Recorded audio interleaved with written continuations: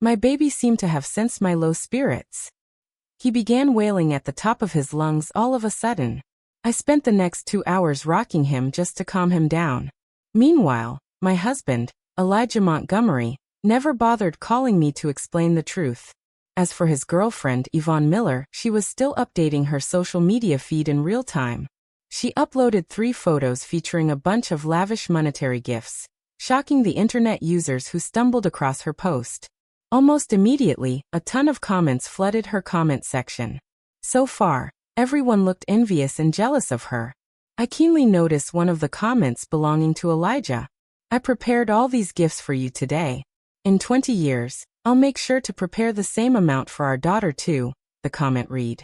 "You're the best, honey. I love you." Yvonne instantly responded to the comment. Elijah and Yvonne's flirtatious interaction stung my eyes. I turned to look at my baby, who was fast asleep in his pram. I supposed Elijah must have forgotten that he still had a newborn son who was only 6 days old. After all, he claimed that he was too busy with work to keep me company on the day I gave birth to our son. Sometime later, I only found out that Elijah was actually busy celebrating Yvonne's 3-year-old daughter's birthday. "Your gallstone is overly big. We can't drag the surgery out any longer. You're advised to get it surgically removed tomorrow." My doctor analyzed my condition while holding my checkup results. I was only diagnosed with gallstones during my pregnancy. A few seconds of hesitation later, I finally shot Elijah a text. "Can you return home tomorrow? I have something urgent I need to talk to you about." A long time later, Elijah finally texted back, albeit impatiently, "I'm very busy. Stop looking for me just to resolve every little insignificant thing in life. If you keep bothering me, I'll file for a divorce." I just stared at the private chat calmly. Honestly, I couldn't remember how many times Elijah had threatened me with divorce. Ever since Yvonne appeared in Elijah's life, they tended to be lovey-dovey together. Whenever I caught them at it, I'd start having mood swings.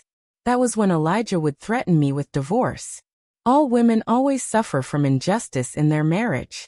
If you can't handle me flirting with Yvonne, then go ahead and file for a divorce. I was always the one admitting my mistakes and apologizing to Elijah in the past. This time, I decided to grant him his wish. "The reason why I asked you to come home is because of my impending surgery. If you're already this impatient with me, I suppose it's time for us to file for a divorce," I texted back. A few seconds later, my phone started ringing. Elijah's voice was obviously a lot softer and gentler than before. "Why didn't you tell me that you got sick? What time is your surgery tomorrow? I'll head back and keep you company." I frowned while gazing at my baby, who was fast asleep. "It's at 2 p.m. tomorrow." "All right." But Elijah's phone was switched off the next afternoon. I was in so much pain that my complexion had gone pale.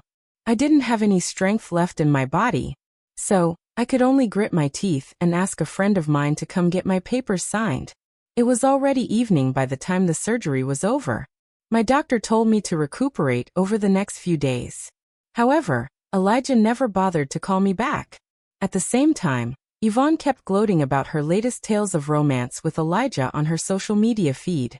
My ankle got sprained slightly, and yet he was so frightened that he went pale. He sped up all the way to the ER just for my sake. He had bought a flight ticket home, but he got it canceled the moment he found out about my ankle injury. Oh my goodness. It's just a light sprain, but he refused to let me walk at all. He kept carrying me the whole time. I tapped on the photo, which showed Elijah carrying Yvonne on his back. That was when I remembered the time I had gone for a prenatal checkup when I was 4 months along. My hip joints had begun hurting all of a sudden, which made walking an extremely torturous activity to carry out. The doctor had told me that I suffered from hip joint synovitis. I was advised not to move around much, and that I needed to apply a hot compress to my hip joints every day. Back then, I had called Elijah and asked him to come over to the hospital so that he could carry me home. His response came back irritated and impatient.